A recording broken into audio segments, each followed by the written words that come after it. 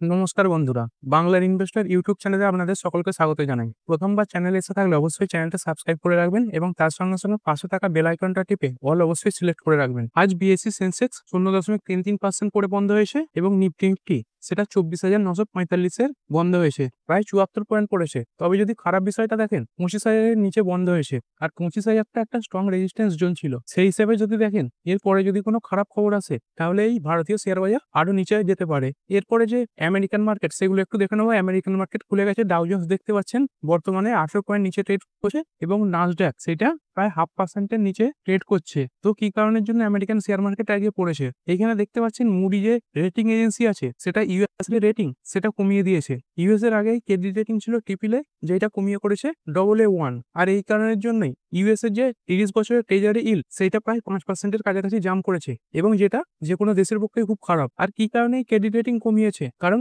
আমেরিকার যে ধার সেটা অনেক বেশি বেড়ে গেছে। আর এই ক্রেডিট রেটিংটা এটা কি, যখন কোনো দেশ লোন নেয় তাকে কিন্তু সেই লোনের পরিবর্তে একটা সুদ দিতে হয়। আর ক্রেডিট রেটিং যত বেশি থাকবে তত সেই সুদের পরিমাণ কম হয়। আর ক্রেডিট রেটিং কমে যাওয়ার কারণে এখন ইউএস যে লোন নেবে তাকেও সুদের পরিমাণ অনেকটাই বেশি দিতে হবে। এবং যদি ইউএস এর দেখি, ইউএস এর যে বর্তমান জিডিপি সেটা রয়েছে 30.50 ট্রিলিয়ন। এবং যদি ইউএস এর ধারের পরিমাণ দেখি, এখানে দেখতে পাচ্ছেন গভর্নমেন্টের যে ডেট সেটা 35 ট্রিলিয়ন। মানে জিডিপি থেকে এই যে ইউএস, এদের ধারের পরিমাণ অনেকটাই বেশি, এবং সেই কারণের জন্যই এই মুডি এদের যে ক্রেডিট রেটিং সেটা কমিয়ে দিয়েছে। এবং এরপরে দেখতে পাচ্ছেন ইউএস এর যে ডলার ইন্ডেক্স অনেকটাই পড়ে গেছে। দেখুন এই অল্প সময়ের মধ্যে কতটা পড়েছে। এরপরে ইন্ডিয়ান শেয়ার মার্কেটের কিছু স্টক নিয়ে একটু দেখে নেবো। প্রথম স্টক ভোডাফোন আইডিয়া, প্রায় 8 থেকে 10%-এর কাছাকাছি পড়ে গেছে। কি কারণে পড়েছে? কারণ এই ভোডাফোন আইডিয়া সরকারের কাছে তাদের যে 30,000 কোটি টাকা সেটার এজিআর, সেটা যে ডিউ আছে সেটা মাফ করে দেওয়ার জন্য আবেদন জানিয়েছিল, এবং যেটাকে সুপ্রিম কোর্ট সরাসরি রিজেক্ট করে দিয়েছে। তবে দেখুন শুধুমাত্র ভোডাফোন আইডিয়া নয়, এর পাশাপাশি এয়ারটেল, জিও এরাও কিন্তু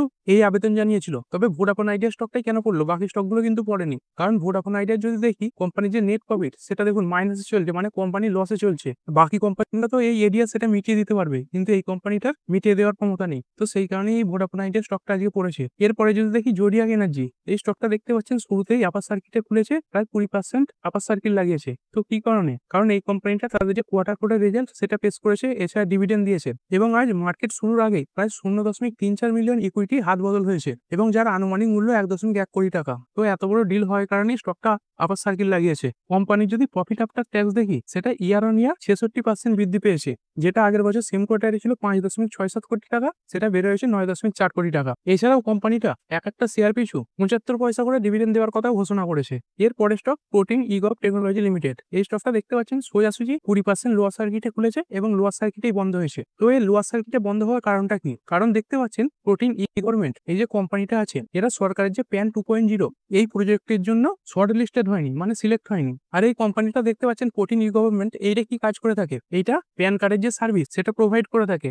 আর যেহেতু একটা সার্ভিস হাতছাড়া হয়েছে, সেই কারণের জন্য স্টকটা লোয়ার সার্কিট লাগিয়েছে। কোম্পানিটার যদি রেভিনিউ দেখি, দেখতে পাচ্ছেন এর যে রেভিনিউ সেটা পুরোপুরি যে প্যান কার্ড রিলেটেড সার্ভিস সেইখান থেকে আসে। এর পরের স্টক ডেলিভারির দিনে 10% বেড়ে বন্ধ হয়েছে। কোম্পানিটা তাদের যে কোয়ার্টার রেজাল্ট পেশ করেছে, সেখানে দেখতে পাচ্ছেন কোম্পানিটা এই কোয়ার্টারে সর্বপ্রথম প্রফিট এসেছে। এর আগে কোম্পানিটা লসে চলছিল, তো প্রথমবার এই ব্রেক ইভেন পয়েন্টে আসায় এই স্টকটা আজকে 10% বেড়েছে। এর পরের স্টক সার্ভোটেক রিনিউয়েবল পাওয়ার সিস্টেম, আজকের দিনে প্রায় 2.32% বেড়ে বন্ধ হয়েছে।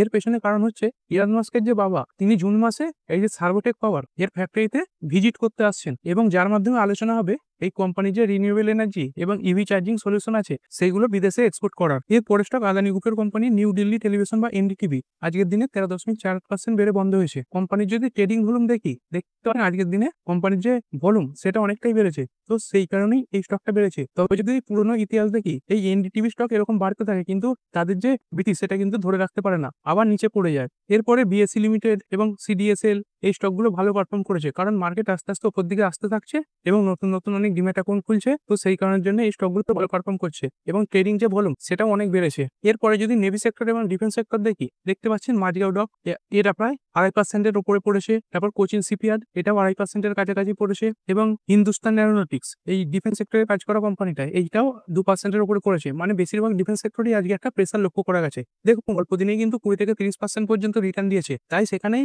অল্প একটু প্রফিট বুকিং হওয়া কিন্তু স্বাভাবিক ব্যাপার। সেদিকেই যদি দেখি, এখানে দেখতে পাচ্ছেন জেনটেক এই কোম্পানিটা ড্রোন মেকিং কোম্পানি, এটা কিন্তু আজকে আপার সার্কিটে খুলেছে এবং আপার সার্কিটেই বন্ধ হয়েছে। তো কি কারণ কোম্পানি তাদের যে কোয়ার্টার রেজাল্ট সেটা ট্যাক্স করেছে। কোম্পানির যে প্রফিট আফটার ট্যাক্স সেটা ইয়ার অন ইয়ার 189% বৃদ্ধি পেয়েছে। এর আগের বছর সেম কোয়ার্টারে কোম্পানির যে প্রফিট সেটা ছিল 34.94 কোটি টাকা, যেটা বের হয়েছে 101 কোটি টাকা। এরপরে যদি রেলওয়ে সেক্টরের কোম্পানিগুলো দেখি, ইরকন এটা দেখতে পাচ্ছেন প্রায় 4.5%-এর উপরে বেড়ে খুলেছে। এটা দেখতে পাচ্ছেন প্রায় 4.5%-এর উপরে বেড়েছে। তারপর IRFC এটাও প্রায় 2%-এর কাছাকাছি বেড়েছে এবং RBNL এটাও 5%-এর উপরে বেড়েছে। তো কি কারণে বেড়েছে? যদি RBNL এর জন্য স্পেশাল ভাবে বলি, তাহলে এই কোম্পানিটা তাদের অন্ধ্রপ্রদেশে একটা ওনলি ওন যে সিডিআরই আছে সেটা প্রতিষ্ঠা করেছে। এবং বাকি রেলওয়ে কোম্পানিগুলো কেন বেড়েছে? কারণ কোম্পানিগুলো আবার নতুন করে তাদের যে অর্ডার সেটা পেতে শুরু করেছে। এরপরে DLF এই স্টকটাকে আপনারা র্যাটারে রাখতে পারেন, কারণ কোম্পানিটা তাদের কোয়ার্টার রেজাল্ট পেশ করেছে এবং কোম্পানির যে প্রফিট সেটা ইয়ার অন ইয়ার 39% বৃদ্ধি পেয়েছে এবং কোম্পানির যে রেভিনিউ সেটাও 46.5% বৃদ্ধি পেয়েছে। এর পরের stock power grid corporation of India limited আজকের দিনে 1.35% বেড়েছে। তবে কালকেও এই স্টকটা র্যাটারে থাকবে, কারণ কোম্পানিতে একটা 1133 কোটি টাকার অর্ডার পেয়েছে। এবং তারপরে যদি কোম্পানির রেজাল্ট দেখি, এখানে একটু খারাপ জিনিস দেখতে পাবেন, কোম্পানির যে প্রফিট আফটার ট্যাক্স সেটা পড়েছে, তবে কোম্পানির যে রেভিনিউ সেটা কিন্তু 2.5% বৃদ্ধি পেয়েছে। এর পরের স্টক BEL বা ভারত ইলেকট্রনিক্স লিমিটেড, এই স্টকটাও আগামীকাল র্যাটারে থাকবে, কারণ এই কোম্পানিটা তাদের যে কোয়ার্টার রেজাল্ট বার করেছে তাতে কোম্পানির যে নেট প্রফিট সেটা ইয়ার অন ইয়ার 15% বৃদ্ধি পেয়ে হয়েছে 2127 কোটি টাকা এবং কোম্পানির রেভিনিউ ইয়ার অন ইয়ার 6% বৃদ্ধি পেয়েছে। এরপরে FII এবং DII এর ডেটা একটু দেখে নেবো। DII এবং FII আজকে দুজনেই কিন্তু শেয়ার বিক্রি করেছে।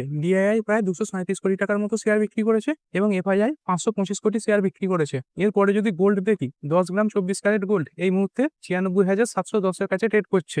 এবং ক্রুড অয়েলও দেখতে পাচ্ছেন এই WTI ক্রুড প্রায় 62.60-এর কাছে চলছে এবং ব্রেন্ট ক্রুড এটা 65.39-এর কাছে চলছে। তবে ভিডিও শেষ করার আগে আমেরিকার যে শেয়ার মার্কেট সেগুলো আরেকবার দেখে নেবো।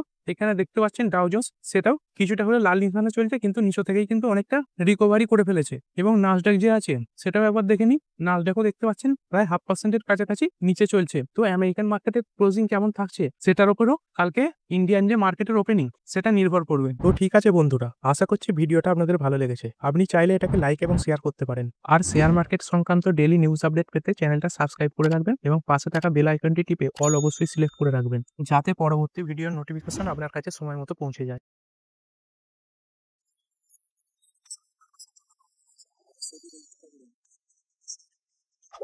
সেল, হোল্ড বা এভারেজ করার কোনো সিদ্ধান্ত নেওয়ার আগে আপনার যে ফাইন্যান্সিয়াল অ্যাডভাইজার আছে তার সঙ্গে অবশ্যই আলোচনা করবেন। দেখা হচ্ছে পরের ভিডিওতে। ধন্যবাদ।